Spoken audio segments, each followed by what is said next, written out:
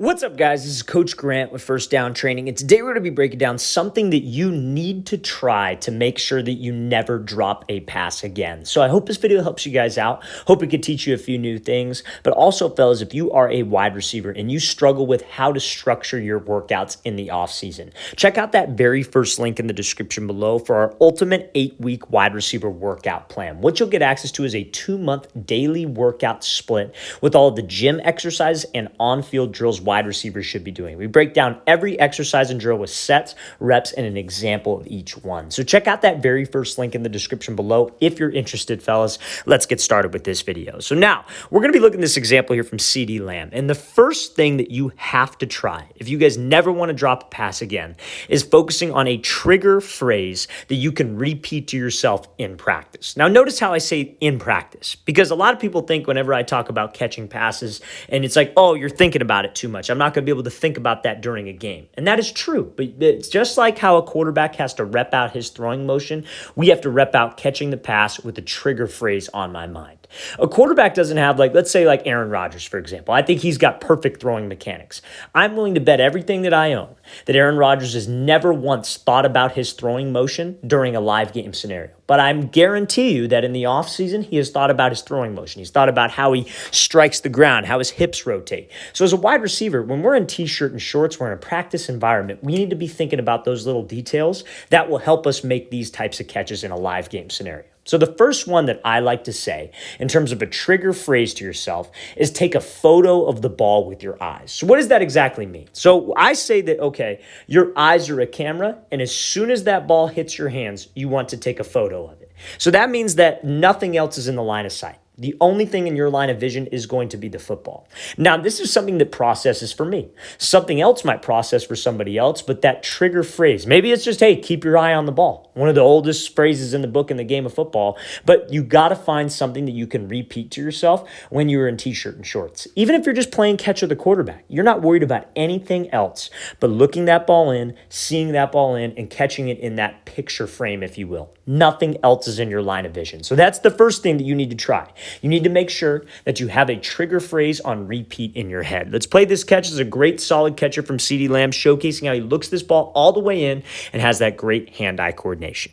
Now, second thing to make sure that you never drop a pass is going to be grip strength. So everybody loves to talk about, hey, coach, how do I make the tough catches, right? How do I catch a jump ball? How do I catch a low pass? How do I catch a diving pass? What do I need to do?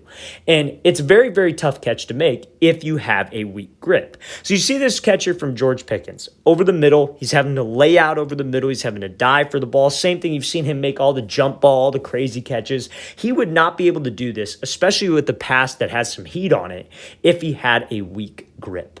So what can you do to strengthen your grip? I love doing exercises like fingertip push-ups, right? Fingertip push-ups are a great exercise that you guys can do to strengthen your hands. You know, maybe farmer's carry. You carry 2 heavy dumbbells and you walk with them, 2 heavy weighted plates, something that's going to strengthen your hands and strengthen your grip, because that will help you with those tough catches.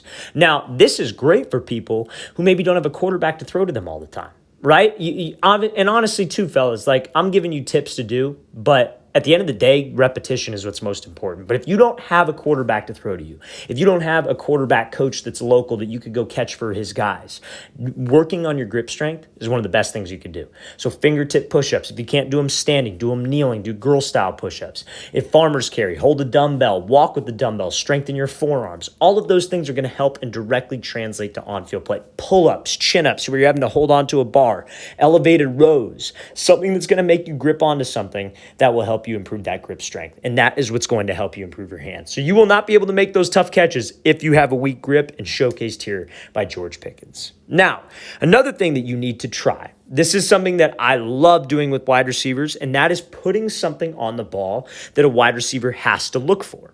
Now, the reason why I give you these different options, fellas, the reason why I give you these different things to do, and I'm not just saying, hey, there's one way to do it and this is how, is because it may not process for you as an individual. There are so many people out there that just say, oh, there's one way to do it, there's one way to do it, but every single athlete is different. Every single person is different. You go walk somewhere in public. Everybody looks different. Everybody talks different. Everybody's different. So your mind might not work the same as some other wide receivers. So you need to find things that work best for you. As long as it's not developing a bad habit, as long as it's not inefficient, you got to find what works best for you. And a good coach, maybe you're working with a trainer, maybe you got a coach at your high school, he should know what works best for you as an individual athlete. If he's saying something that doesn't make sense, you need to ask him, hey, can you explain that a different way? Because that's not really making sense for me. And if he can't do it, he's not a good coach. That's why I'm giving you so many different ways to think about it. So one thing I like to do is number the football.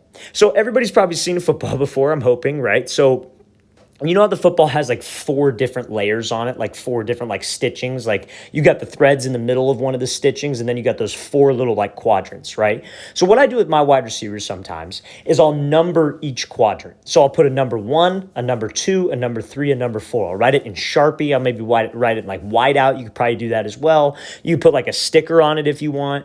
But anytime that ball hits your hands, the wide receiver has to verbally call out what number he sees. Now, it's very important that you have to verbally call it out because that makes you accountable for looking it all the way in. You can't just catch it and not call out a number. You have to call out a number.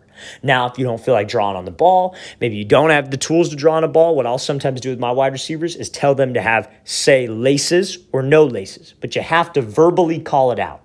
And the young guys always struggle with this because they never want to call out the number. I don't know if they're scared to say it or what, but verbally calling out something when that ball hits your hands that you're looking for on the ball holds you accountable to looking it in, and that will translate to a good habit in the game. By no means am I saying to think about this during a game, but if you guys can do these things in practice, get the reps, repetition, you will be so much more efficient in a live game scenario. I mentioned this before in this video. If you guys, let's say, for example, you live in like Michigan, right? I would try to find a quarterback coach because I know there's not a whole lot of receiver training everywhere. I would try to find a quarterback coach and ask him, hey, could I come out and catch for your quarterbacks? Chances are he won't charge you. If he does charge you, he's a scumbag and go move on to somebody else. Because why would he charge you just catch balls? That's ridiculous. So I would reach out to him and say, hey, do you need extra hands out there to catch? Every single quarterback coach in America would appreciate that because getting receivers out to quarterback training sessions is some of the hardest things that you can do. So reach out, get your reps in. If you don't have a quarterback to throw to you, do exactly what I'm telling you right now. Reach out to a quarterback coach. If your quarterback doesn't want to get work, he's probably not going to be that good and he's probably not going to be the starter for that long. So go work with another quarterback because you need the reps and you need to rep those trigger phrases, those habits that you're looking on the football, laces, no laces, numbering the ball, whatever it is, but you need the reps. So when you get into a game, it is an automated habit and that will cause you to never drop a pass. All right, fellas, I really want to thank you for watching. I really appreciate it. If you guys have any questions at all, don't hesitate to leave those in the comment section below. Always appreciate the feedback. It's always great to hear from you guys. And again, fellas, if you would like an 8-week wide receiver gym and field workout schedule that you can follow on a day-to-day basis, check out that very first link in the description below. We'd love to get you on that. I'll see you guys next time.